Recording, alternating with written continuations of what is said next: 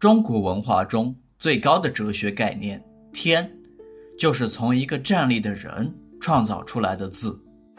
如果这个人动起来，又能创造什么汉字呢？我们一起来探索。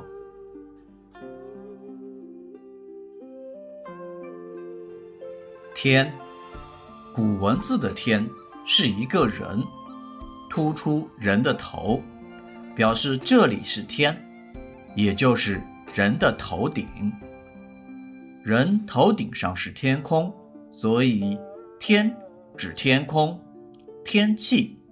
比如天下，天下意思是天空下的土地和人民，也就是全中国或全世界。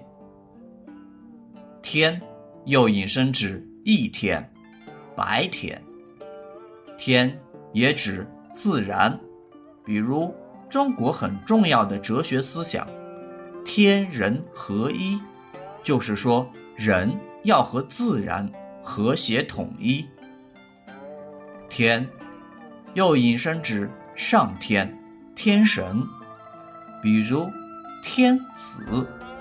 天子字面意思是上天的儿子，其实是对中国古代帝王的另一种称呼。基督教讲上帝，佛教讲佛陀，中国人讲天。天既是自然，又是神灵，还是人的头顶和天空，所以你可以知道天在中国文化中到底有多重要了。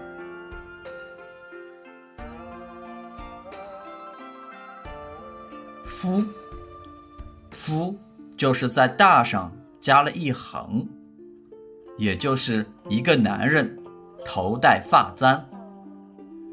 中国古代男子成年时要举行成人礼，束发加冠，这根发簪用来固定头发和帽子。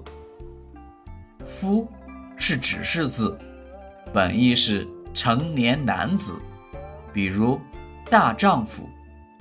在古代和现代，大丈夫都是一个有力量、有能力、能承担社会责任的男人。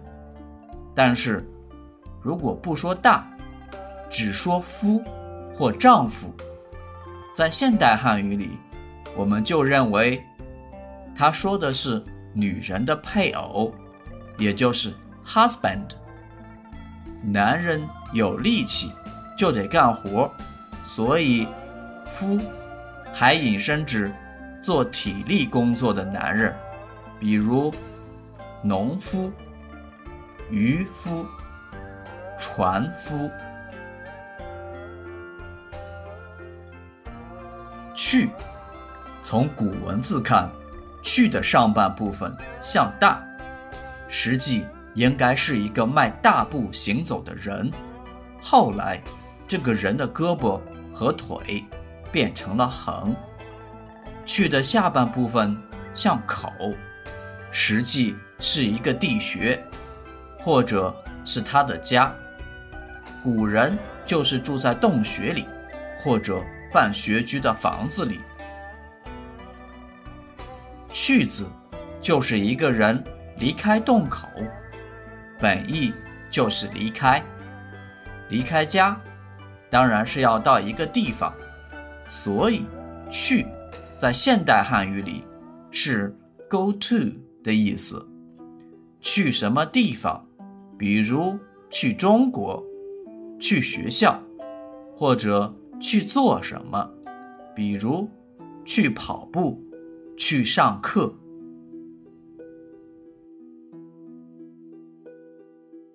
立，我们知道一个人正立是大，那么一个人倒立是什么呢？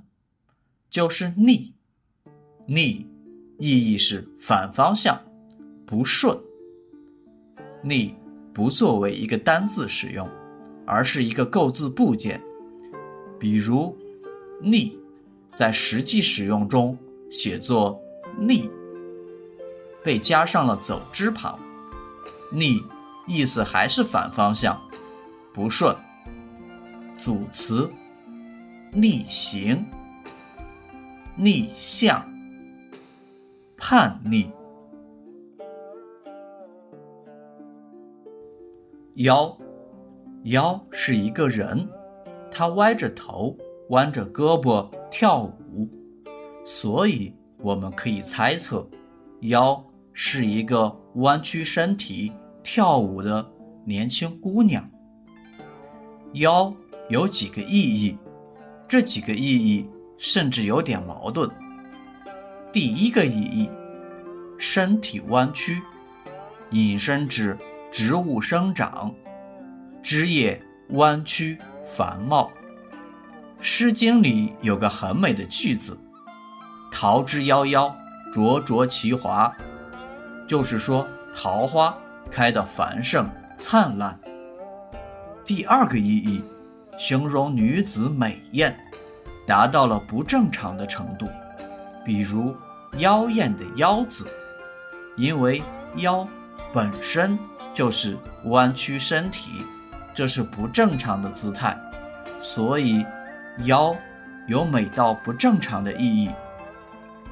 第三个意义，夭折，意思是年少早亡。新生植物容易弯曲折断，少年人生命也比较脆弱，所以夭折或者夭就有人年少早亡的意思。